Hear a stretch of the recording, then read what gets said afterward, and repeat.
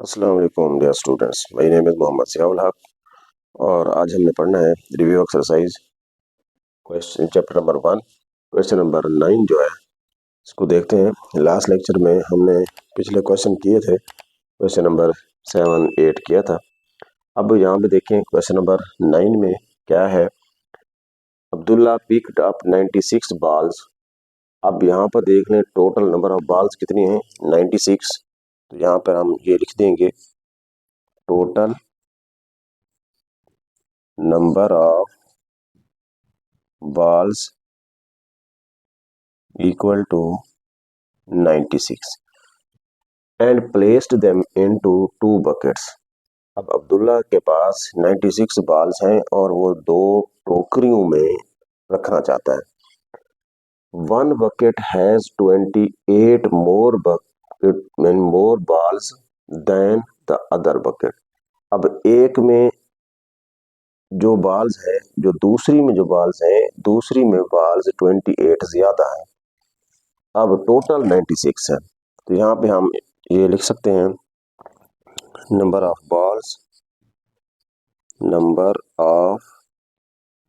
Balls in one bucket equal to, इसको हम late कर देते हैं क्योंकि हमने वो फाइंड करनी है, ये है x।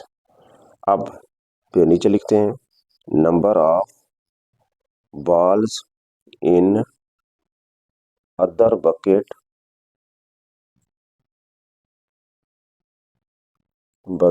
इक्वल टू, क्योंकि उसमें है 28 मोर, ज्यादा है x प्लस 28। अब यहाँ पे नीचे लिखेंगे अकॉर्डिंग टू गिवन कंडीशन। अब कंडीशन क्या है, एक में x है, एक में x प्लस 28 है और उन दोनों को मिला के टोटल कितने बन गए हैं, 96। यहाँ पे हम लिख देंगे x प्लस 28, ये फर्स्ट की, ये सेकंड बकेट की, और टोटल जो है बननी चाहिए 96। x plus x 2x plus 28 equal to 96। 2x equal to 96, ये प्लस का 28 है, दूसरी साइड पे शिफ्ट कर दें, माइनस का हो जाएगा। 2x इक्वल टू, अब 96 माइनस 28, 96 माइनस 28 68। फिर अब 2x के साथ मल्टीप्लाई हो रहा है, over divided by 2 on both side, x equal to 34। ये x जो थी किस बकेट की बॉल्स थी, वन बकेट फर्स्ट थी।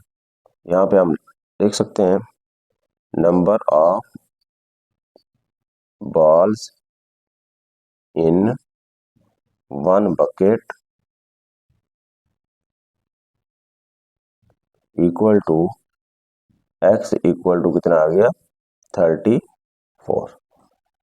अब number of balls in other bucket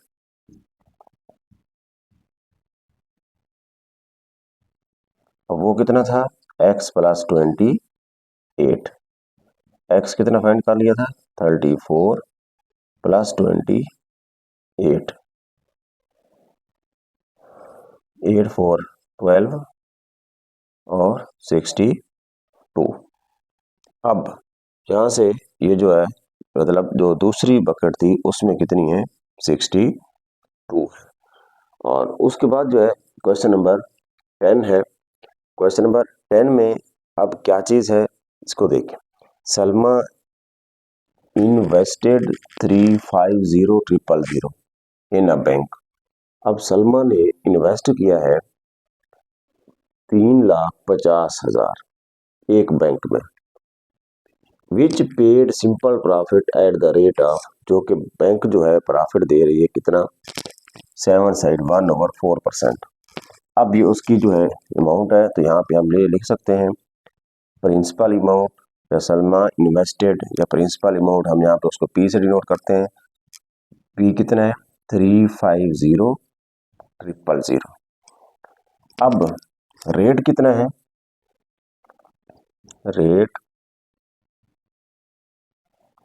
अब एट पर एट द रेट ऑफ 7.1/4% पर annum आफ्टर 2 ईयर। अब ये जो रेट है ये 2 साल का है, 2 साल के बाद जो है वो कहते हैं उन्होंने उसको इंक्रीज किया है 8%। अब यहाँ पे हम लिख सकते हैं rate for 2 year equal to, वो कितना था 7/1/4%। हम इसको लिख सकते हैं 7×4 = 28 और 129 और 4, ये कितना बन जाएगा जब इसको हम इसके साथ डिवाइड करेंगे 7.25%। अब ये था उसका रेट। आगे क्या है, टाइम इसमें कितना था, यहाँ पे हम लिख सकते हैं टाइम इक्वल टू 2 ईयर। अब ये रेट है, इसको जो है हम R1 से भी डिनोट कर सकते हैं, ये टाइम है, और इसको जो है हम T1, क्योंकि टाइम ही 2 दिए हुए हैं, रेट भी 2 दिए हुए हैं। अब टाइम 2 ईयर, ये T1 का नाम हमने नाम दे दिया। अब after 2 year the rate was increased to 8%। अब 2 साल के बाद बैंक वालों ने, पहले जो अगर वो 7.25 प्रॉफिट दे रहे थे सालाना, अब उन्होंने क्या कर दिया, उसको बढ़ा के 8% कर दिया। तो यहाँ पे हम लिख देंगे R2 रेट फॉर, अब बढ़ाया जो है पर annum find the amount she had at the end of the 7 year, 7 साल के बाद, 7 साल के एंड पे। अब इसके मतलब 2 साल तो गुजर गए थे, 2 साल के बाद तीसरे साल में जो है वहां पे उन्होंने बढ़ाया 8% किया था। अब 2 साल के बाद 7 ईयर मतलब आगे बाकी कितने बन गए 5 ईयर। अब यहाँ पे आप लिखेंगे rate for next 5 year equal to, वो है 8%। अब यहाँ पे T2 टाइम कितना है 5 ईयर है, 5 ईयर्स। अब वो इसी तरह बाकी जो है हम यानी फार्मूला आप लगाएंगे, यहाँ पे हम इन्वेस्टमेंट उसकी इंटरेस्ट जो है हम फाइंड करेंगे। पहले तो हम इंटरेस्ट फाइंड कर लेते हैं किसका, पहले 2 साल का। यहाँ पे हम लिख देंगे इंटरेस्ट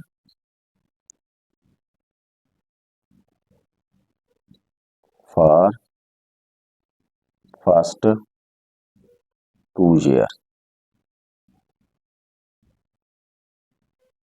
अब पहले 2 सालों का इंटरेस्ट, उसको जो है क्योंकि इंटरेस्ट 2 होंगे, एक होगा पहले 2 साल का, एक होगा 5 साल के बाद, तो फिर यहाँ पर मतलब नेक्स्ट 5 ईयर का हम इसको जो है कोई I1 का नाम दे देते हैं। इंटरेस्ट 1 फार्मूला क्या होता है RPT I इक्वल टू, अब R देखो, R कितना था रेट 7.25%, 7.25 मल्टीप्लाई, अब यहाँ पे क्योंकि परसेंट है, परसेंट भी साथ लिख दो परसेंट, और प्रिंसिपल अमाउंट कितना थे 350,000 मल्टीप्लाई, टाइम इसमें कितना था 2 ईयर। अब नेक्स्ट इसको हम लिख सकते हैं I1 इक्वल टू 7.25%, परसेंट मतलब अगर 5% है 5 और 100, 7.25 ओवर 100 मल्टीप्लाई 350,000 के बाद मल्टीप्लाई कितना था 2। अब यहाँ पे हम क्या करेंगे, इन सबको हम मल्टीप्लाई डिवाइड करेंगे, मल्टीप्लाई डिवाइड करने के बाद उसके बाद जो है देखते हैं इसमें आई कितना आता है। तो यहाँ पे हम लिख देते हैं 7.25 मल्टीप्लाई 350,000 मल्टीप्लाई 2 इक्वल टू, इसको डिवाइड कर दो 100 पर। क्या आंसर आ गया? 50750। अब यहाँ पर जो है ये आ गया I1 इक्वल टू 50750 रुपीज। ये है I1, किसका था? फर्स्ट 2 ईयर का। अब नेक्स्ट हम फाइंड करते हैं I2 इक्वल टू, अब I2 के लिए क्या था? वही फार्मूला सारा कुछ। यहाँ पे जैसे I1 था, इसमें हमने रेट जो है R1 यूज किया था और टाइम भी क्या किया था? T1 यूज किया था। यहाँ पे I2 है तो यहाँ पे हम rate R2 multiply principal amount multiply, उसके बाद फिर यहाँ पे T1, और T1 वहां पे कितना था? जो T2 यहाँ पर ये थे। अब यहाँ पे देखें इसका रेट, और इसी तरह जो है इसका जो हमने आगे जो है मतलब इसमें टाइम भी दिया हुआ है, प्रिंसिपल अमाउंट भी है, तो इसी तरह जो सारे हम वैल्यूज पुट कर देते हैं। अब I2 जो है फाइंड करते हैं। I2 इक्वल टू R2 कितना था? 8%। जब 8% है 8/100, और वो कितना थी? 35 प्रिंसिपल अमाउंट 000 मल्टीप्लाई T2 कितना था? 5। तो इसी तरह अब यहाँ से हम क्या करेंगे? I2 जो है फाइंड कर लेंगे। अब इसको देखते हैं, 8 मल्टीप्लाई 350,000 मल्टीप्लाई 5 इक्वल टू, अब इसको डिवाइड कर दो 100। ये आ गया 140,000। अब यहाँ पर देखो ये आ गया 140,000 रुपीज। अब ये तो बन गया किसका? I2 यानी सेकंड इन्वेस्टमेंट में जो नेक्स्ट 5 ईयर वाली थी। अब यहाँ पे ये थे जो पहले 2 सालों की ये थी, उसके बाद ये थी। अब यहाँ पर क्या करेंगे? इसकी टोटल हमने अमाउंट फाइंड करनी है, ये 7 ईयर के बाद कितना है। यहाँ पे हम लिखेंगे अमाउंट ऑफ सलमा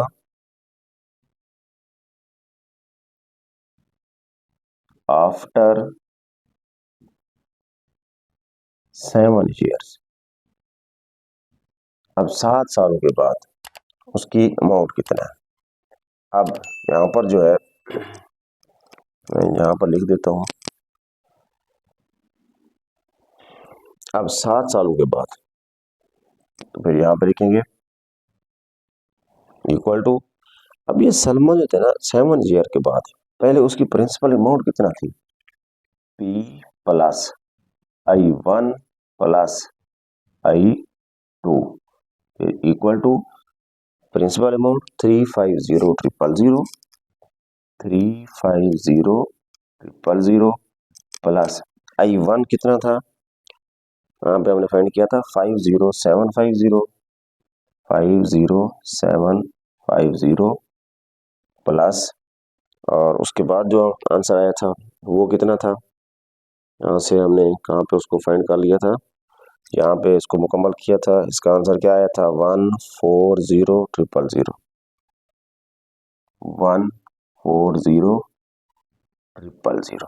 अब इन सबको ऐड कर दो तो ये बन जाएगा 140,000 plus 50750 plus 350,000 equal to, answer आ जाएगा 540,750 रुपीज।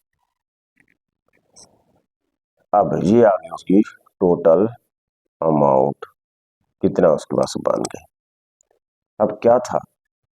अब उसने 3,50,000 बैंक में जमा करवाए, और उन्होंने उनको प्रॉफिट दिया 2 साल का इतना, उसके बाद जो है फिर अगले 5 साल का जो है वो 8% करके, अब बाकी जो है मतलब इन 7 सालों के बाद, पहले तो उसकी प्राइस इसमें अमाउंट कितना थी 3,50,000, लेकिन उसके 7 सालों के बाद जो है वो कितना बन गई 5,40,750 रुपीज़।